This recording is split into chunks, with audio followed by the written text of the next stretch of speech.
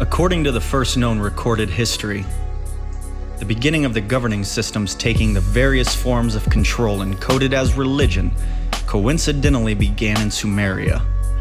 These texts described an ancient race of beings called the Anunnaki. Led by Anu, his two sons, Enki and Enlil, arrived in this area of the world that is located in the area of the Middle East, which happens to be the recent demolition zone by the Allied forces. One could spend a lifetime connecting the history and lineage of the Anunnaki.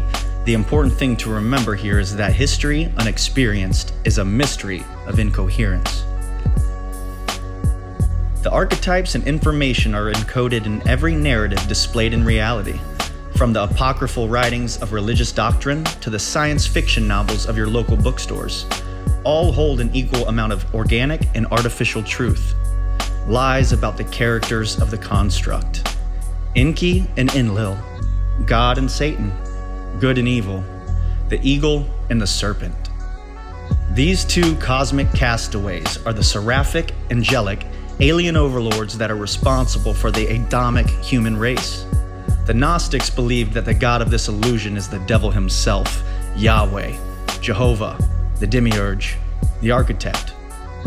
This egotistical tyrant imprisoned the consciousness he found on this planet, splicing the Orion, seraphic reptilian DNA with Pleiadian DNA, and then the Neanderthals found on this planet in order to create a race of sexually compatible slaves to mine gold for the supposed salvation of his homeworld's dying atmosphere. In this epic, the Serpent of the Garden, freeing the Adamic man from the oppressive slave master Yahweh, was Jesus, or Lucifer, as we now call him. Liberating the ignorant beast, he asked nothing in return but their eternal servitude and worship.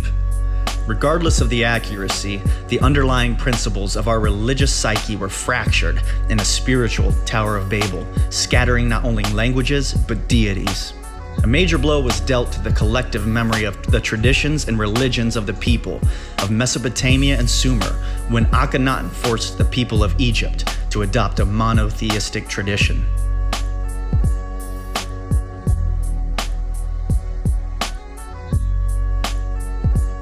Due to the nature of this reality, truth, love, and light will always remain no matter the environment. During the times of the pharaohs, the ancient codex of information was carefully preserved via occult tradition and mystery schools. The yin and the yang will always be balanced, no matter how naturally or synthetic our reality may be run. The Holy Bible tells the same story as the Egyptian Book of the Dead. Jesus has a strikingly similar origin story as Horus. Thoth of Atlantis is a facsimile of this teacher of the way, all different actors playing the same character.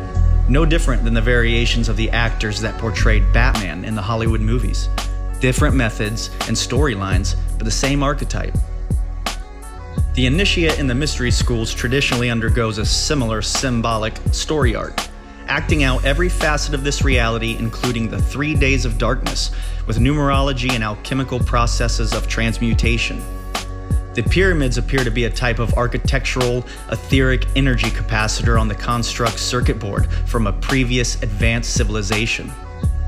The Egyptians' most impressive technology was not the unsolved mystery of where they quarried the stone or how they built the pyramids. It lies in the mummification science and ability to save the genetic information needed to produce a clone. A technology modern scientists still claim they are unable to reproduce. This in itself lends minor thought to their knowledge of cloning technology and the heavily studied similarities between Barack Obama and Akhenaten.